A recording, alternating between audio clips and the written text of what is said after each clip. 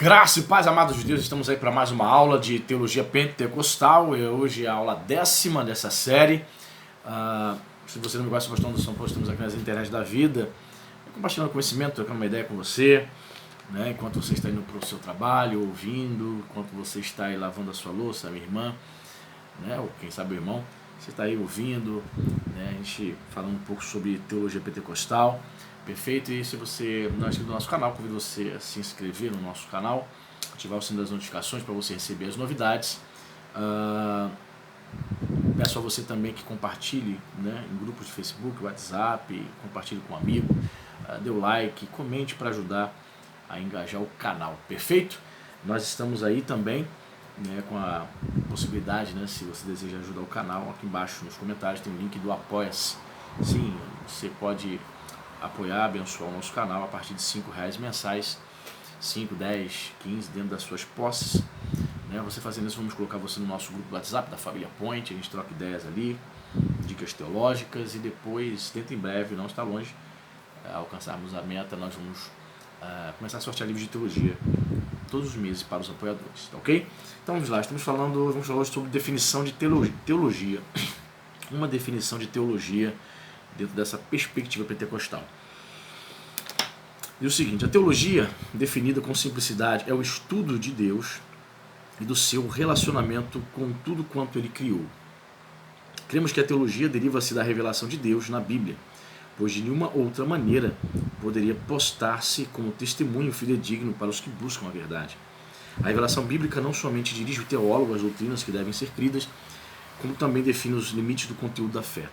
A teologia deve referendar como crença obrigatória somente o que a Bíblia explica, ou melhor, somente o que a Bíblia ensina, explícita ou implicitamente. A teologia deve também importar-se vitalmente com a interpretação correta da Bíblia e sua aplicação apropriada.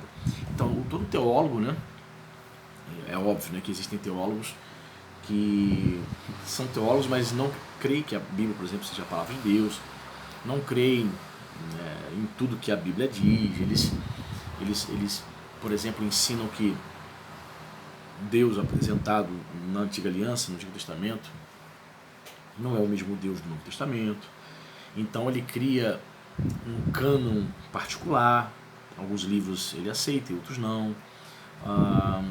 Ele vai dizer que a Bíblia não é a palavra de Deus, mas que ela contém um pensamento acerca de Deus.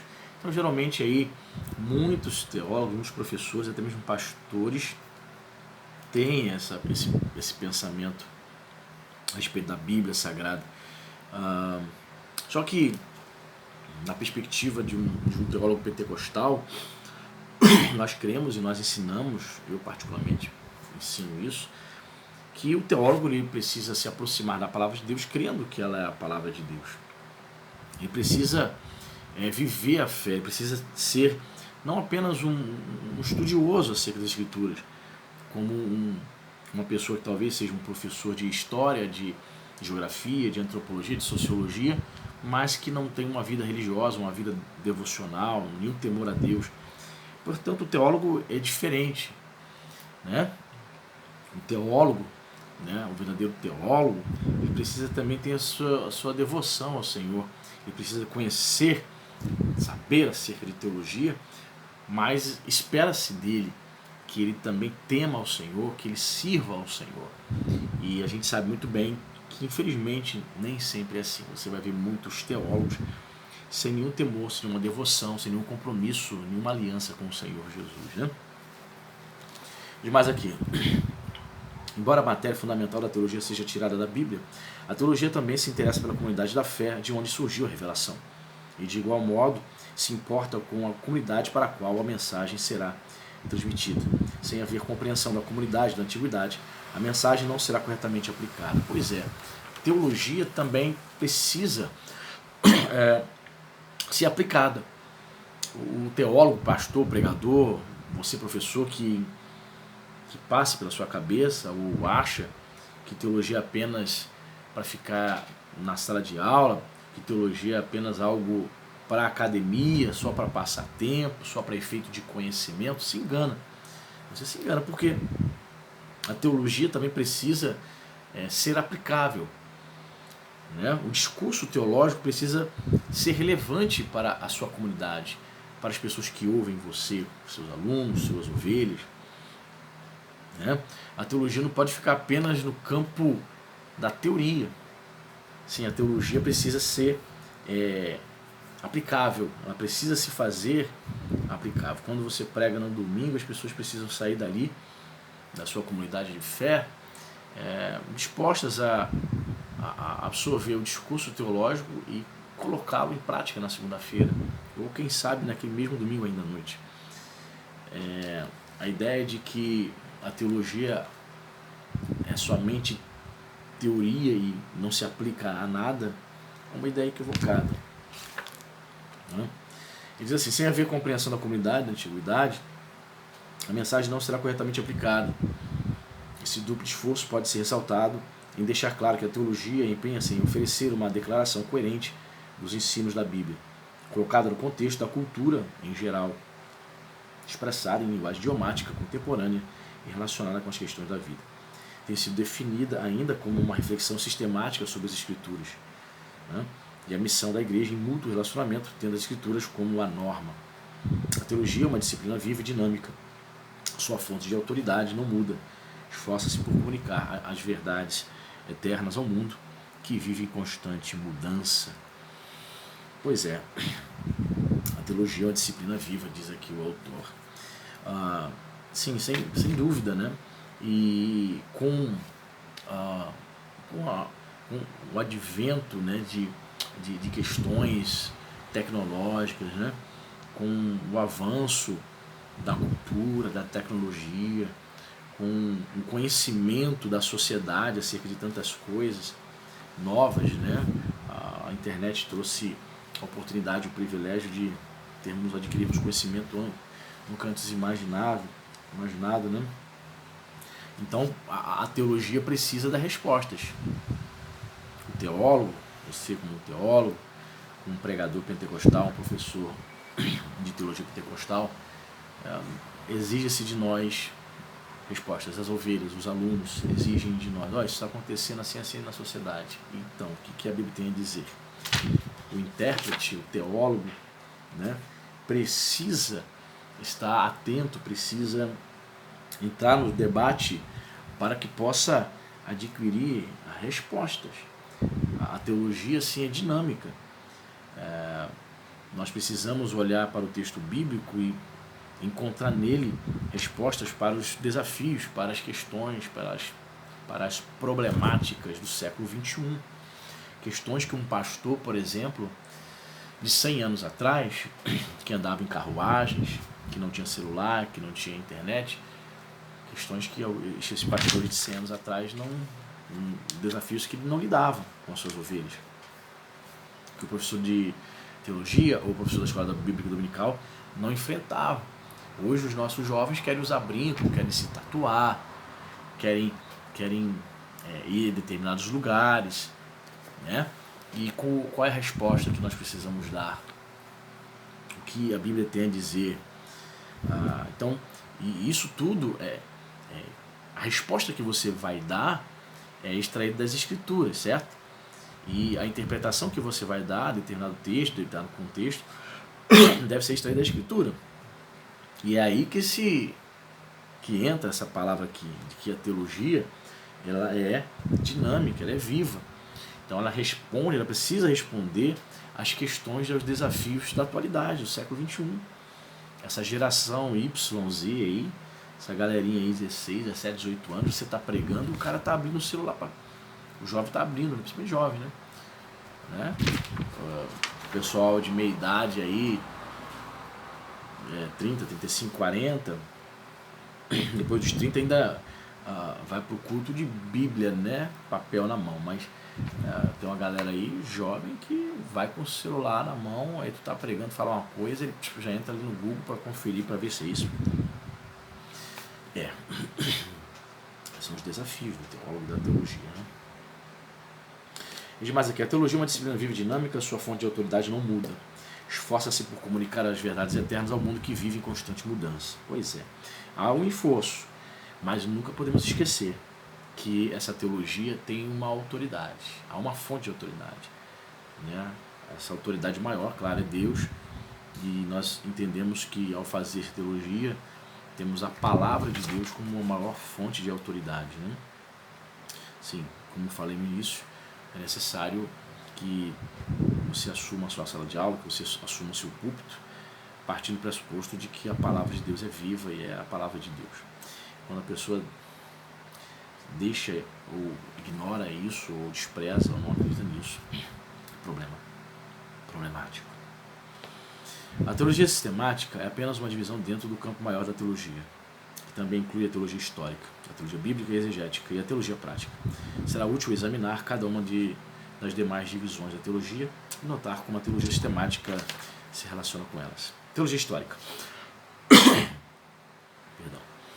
A teologia histórica é o estudo da maneira de a Igreja ter procurado, no decurso dos séculos, esclarecer as suas afirmações a respeito das verdades reveladas das Escrituras. A Bíblia foi escrita no transcorrer de um período de tempo à medida que o Espírito Santo inspirava profetas e apóstolos a escrever a revelação divina. Semelhantemente, mas sem a inspiração que a Bíblia possui, a Igreja, no decorrer dos séculos, tem afirmado e reformulado o que ela tem escrito. O desenvolvimento histórico das afirmações doutrinárias é o assunto tratado pela teologia histórica. O estudo começa com o contexto histórico dos livros da Bíblia e continua seguindo a história da Igreja até chegar aos nossos dias, né? A Igreja Católica vai chamar de dogmas, né? A formação dos dogmas, o desenvolvimento com o passar dos séculos, a teologia vai se desenvolvendo, né? Dentro daquela, seja de viés católico ou de viés protestante. Quando houve a Reforma Protestante, você sabe, no século XVI, foi necessário criar-se confissões de fé. Né? Talvez ali na Reforma Protestante, um dos mais conhecidas confissões de fé seja a Confissão de Fé de Westminster, né? De viés calvinista. Existe também a Confissão de Fé Batista, né? Várias confissões de fé. Por quê? Porque era necessário dar uma resposta acerca das principais doutrinas. Então, ao longo dos séculos, a teologia, quando você vai estudar a teologia histórica, é a história da teologia, essa que é a verdade, né? Você vai aprender, você vai perceber, né, numa visão panorâmica, você vai perceber como a teologia ela vai se desenvolvendo, né? A cristologia, a pneumatologia, a doutrina acerca de Deus. Infelizmente, né, você conhece, sabe, a Igreja Católica deu mais importância, mais valor, né, ao que o seu magistério ensinou. Eles entendem que os concílios e as palavras, né, as doutrinas dos papas estão no mesmo nível de autoridade da Bíblia. Então é complicado, né? Aí a Reforma Protestante vai dar equilibrado, né? Sola fide, sola fé, sola gratia, só a graça, só a Escritura, somente a Escritura, por conta da Igreja Católica ela ter como autoridade, né, não somente a Bíblia, mas também os concílios e o que os pais da Igreja disseram, e os papas, né? Então, para eles, as palavras dos pais do Papa, dos papas, né, e dos concílios, né, ali que foi um ninho de cobra, um ninho de heresias, né? Deu muitos filhotes, os concílios principalmente, né, realizados pela Igreja Católica da Idade Média para cá, até o último, né, Concílio Vaticano nos anos 60, deu origem a muitas heresias. Então, mas é necessário. Eles, na visão deles, eles tiveram que ir formulando os seus concílios, os seus sistemas de doutrina e também, até mesmo, há uma confissão de fé. Você que é assembleano, né, existe nas Assembleias de Deus uma confissão de fé histórica, né, acerca da teologia, acerca da crença. Tem que ter. Não tem como deixar todo mundo solto, sem saber o que segue, onde estou, para onde a minha denominação está indo, o que crê a minha denominação. Tem que ter, tem que saber. Diz aqui, o desenvolvimento histórico das afirmações doutrinárias é o assunto tratado pela teologia histórica. O estudo começa com o contexto histórico dos livros da Bíblia e continua seguindo a história da Igreja até chegar aos nossos dias. De especial importância para a teologia histórica são as tentativas de se esclarecer e defender os ensinos da Bíblia. O mundo pagão no qual a Igreja nasceu requeria explicasse ela suas crenças em termos que todos pudessem compreender. À medida que ataques eram lançados contra seus dogmas, a igreja era levada a defender-se contra as acusações dos mais variados tipos. Os cristãos, por exemplo, eram acusados de canibais por causa da ceia do Senhor, né? Isso é interessante. Por conta, chegava até os ouvidos do imperador o seguinte: ó, esses que se reúnem aí secretamente, que se dizem cristãos, aí eles participam de um ritual lá que eles dizem que come o corpo e o sangue e bebe do sangue. Aí chegava a surgir, de fato, esse boato ali no primeiro século e no segundo século, de que os cristãos eram canibais, né? Os cristãos, por exemplo, eram acusados de canibais por causa da ceia do Senhor, ou eram taxados de revolucionários, porque adoravam um só Senhor, que não era César. Nessas disputas, a igreja polia suas declarações de fé, demonstrava de forma racional e lógica o verdadeiro teor da sua crença. Então, você vai perceber isso claramente quando você compra livros, por exemplo, como esse aqui, ó. Esse aqui, ó. Pais apologistas. Você compra e vai ler aqui, ó, Introdução aos Estudos Patrísticos, os primeiros pais da igreja, primeiro século, segundo século.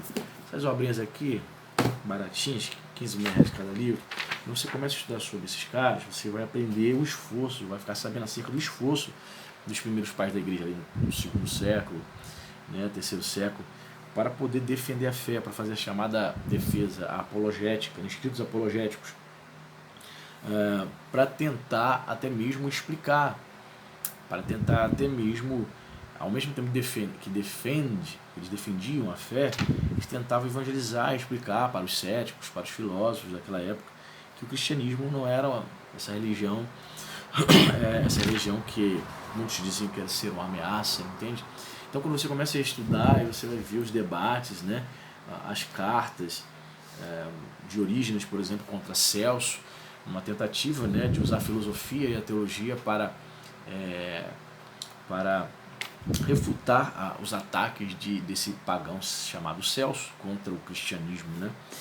Então isso é interessante. A teologia, ela precisa ser aplicada, ela precisa de fato, de verdade, ao fazermos teologia, precisamos nos debruçar sobre as Escrituras com o pressuposto de que a Bíblia é a palavra de Deus, e a gente não pode abrir mão disso, né? Da comunhão também e da vida devocional a Deus, ok? No próximo encontro nós vamos falar um pouco sobre teologia bíblica e exegética, ok? Deus abençoe e até a próxima!